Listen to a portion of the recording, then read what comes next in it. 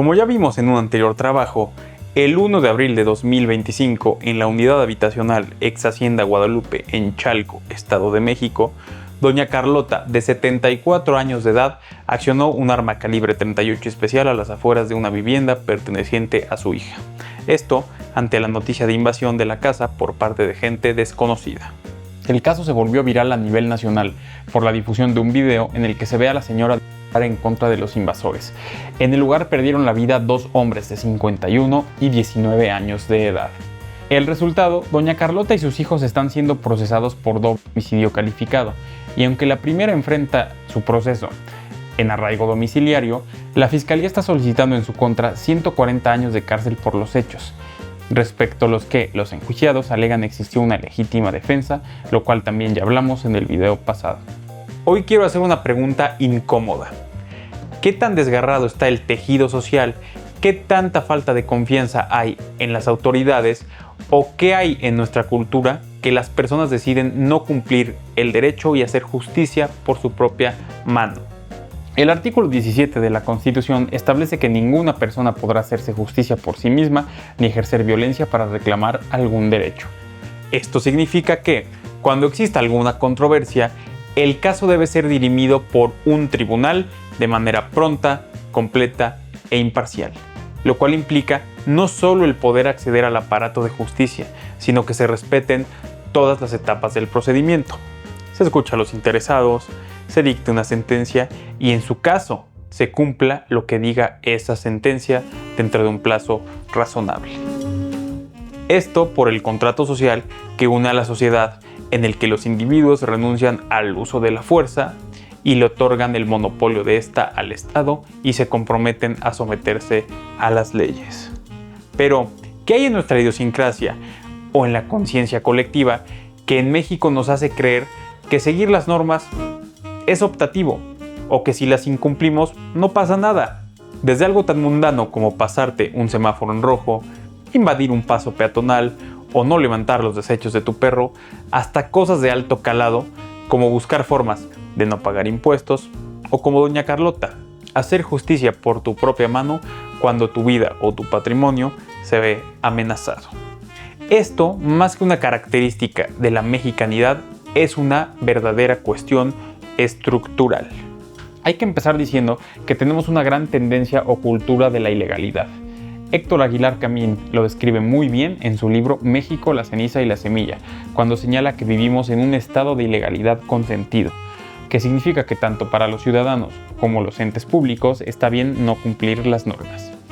Por otro lado, Carlos Santiago Nino, en su obra Un país al margen de la ley, da cuenta de cómo la cultura de la ilegalidad ha contribuido al subdesarrollo económico argentino, pero muchos de sus postulados son aplicables al caso de México, con ciertas modulaciones. Desgraciadamente, todos los mexicanos hemos desarrollado actitudes adaptativas al medio en que nos movemos, y esto no debe ser impedimento para que tomemos conciencia de la tendencia a la ajuricidad en la vida mexicana y la sometamos a una discusión crítica. Existe una tendencia recurrente de la sociedad mexicana, y en especial de los factores de poder, incluidos los gobiernos, a la anomia en general y a la ilegalidad en particular. O sea, a la inobservancia de normas jurídicas, morales y sociales, la cual resulta bastante fácil de percibir. Es suficiente con tener presente los fraudes electorales de 1988 o 2006, o la forma en que se violaron masivamente los derechos humanos que ocurrieron durante los sexenios de Felipe Calderón y Enrique Peña Nieto en la llamada Guerra contra el Narco, y en diversos litigios emblemáticos de la Corte Interamericana de Derechos Humanos como Campo Algodonero y Valentina Rosendo Cantú contra México, entre otros. Yendo a casos menos dramáticos, la imagen externa de una sociedad está dada por cómo se transita por sus calles y rutas, cómo se mantiene el aseo de los lugares públicos y cómo se cuida la estética urbana. Hay pocos países en el mundo en que se manifieste un desprecio tan amplio por las reglas que rigen el tráfico de automotores y peatones como el que se da en México. Pasarse un semáforo en rojo, superar los límites de velocidad, aventarle el coche a un peatón, arrancones, etc. Tampoco es fácil encontrar otros ámbitos en los que se dé un desprecio mayor por las normas que rigen el medio ambiente, como la reciente contaminación del Golfo de México. Desde el punto de vista urbanístico, tomando en cuenta la cantidad de edificios que se derrumbaron en el temblor del 85 hasta la caída de la línea 12 del metro de la Ciudad de México, hace suponer que se hicieron excepciones o se admitieron violaciones a normas edilicias por motivos diferentes al bien de la comunidad. Si dirigimos nuestra mirada a la que es tal vez la principal obligación cívica, que es la de pagar impuestos, advertiremos de inmediato que la evasión tributaria en México es un problema estructural severo, pues se calcula que 1.4 billones de pesos se pierden al año por evasión fiscal.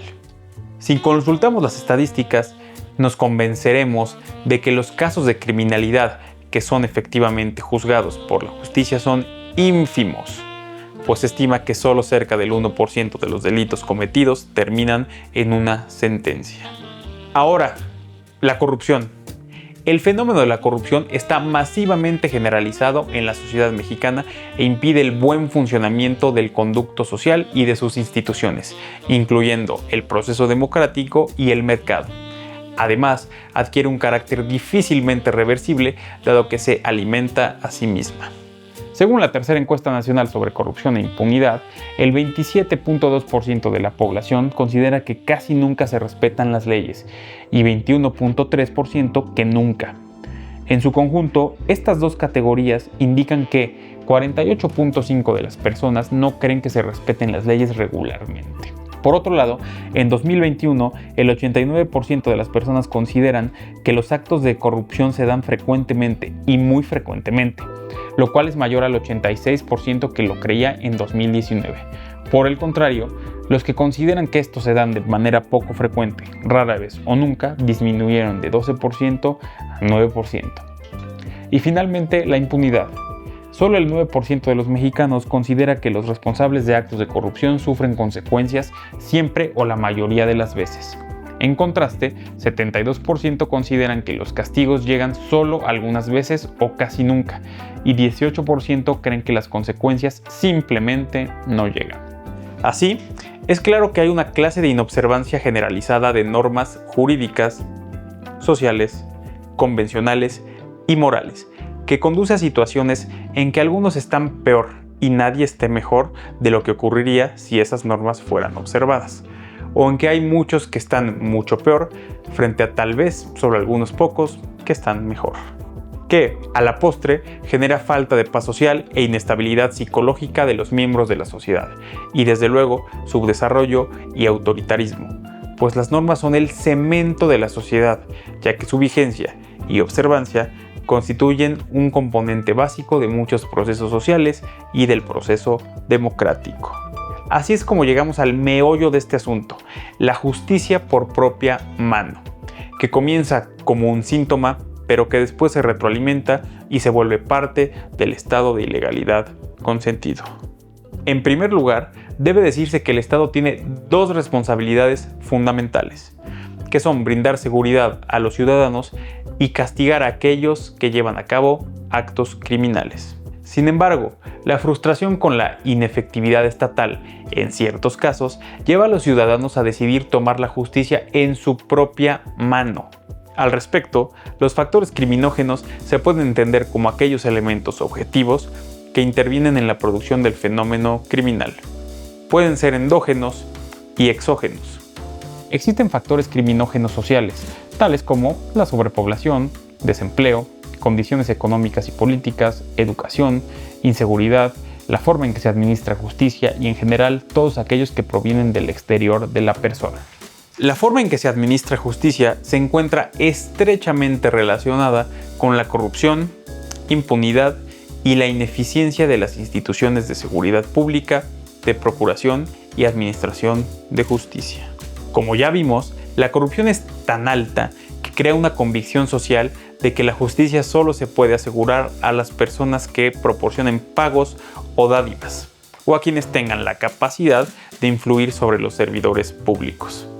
Las autoridades, en lugar de ser garantes sociales, se convierten en la contracara del derecho humano.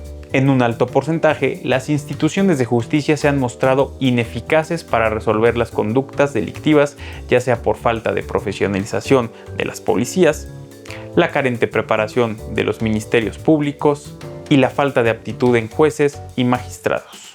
La teoría de las ventanas rotas de Philip Zimbardo sostiene que si en un edificio se rompe una ventana y se deja sin reparar, pronto se romperán las demás, en razón de que la propiedad descuidada se convierte en presa fácil para las personas que tienen intenciones de delinquir e incluso para quienes en situaciones normales no pensarían hacerlo. Una ventana rota representa deterioro, despreocupación y va rompiendo códigos de convivencia y engendra un sentimiento de que hay ausencia de leyes, normas y reglas o de que no importa nada. Así, la transgresión del derecho al acceso a la justicia se puede entender como un deterioro, desinterés o despreocupación estatal que se erige como un factor criminógeno en la toma de justicia por propia mano y genera fenómenos como los justicieros o los linchamientos, al que se le debe sumar una alta cohesión social. Es simple. La ineficacia y falta de confianza institucional, más altos niveles de confianza interpersonal entre los ciudadanos, pueden llevar a mayor apoyo a la justicia por propia mano. Bajo ciertas circunstancias, la gente estará más de acuerdo en que se ejerza la justicia por propia mano.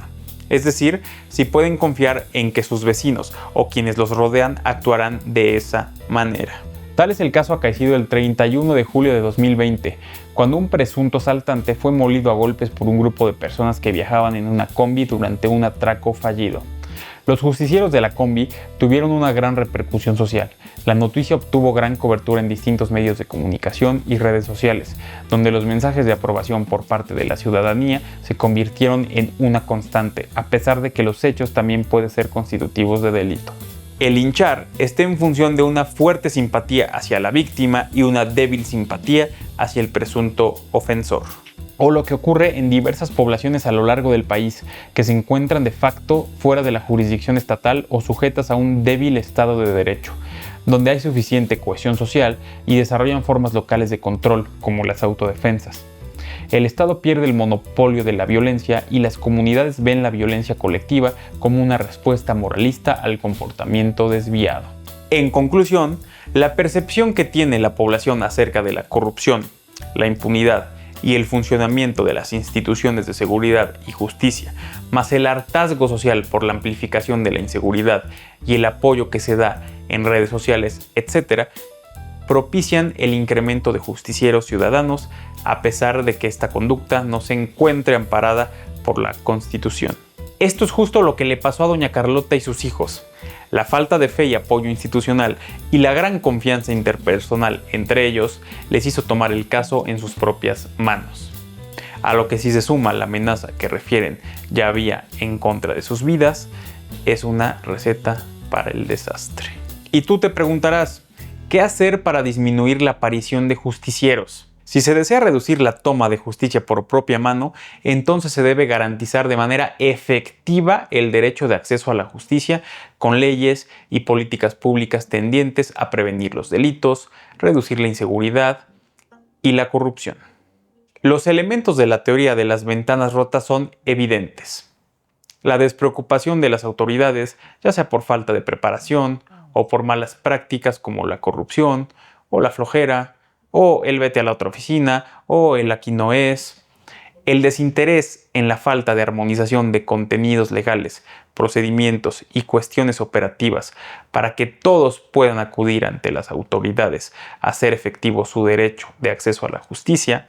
Y, por último, el deterioro social por el hartazgo y gran desconfianza en las instituciones que genera que la población recurra a medios ilegales para hacer frente a la criminalidad y decidan hacer justicia por sus propios medios.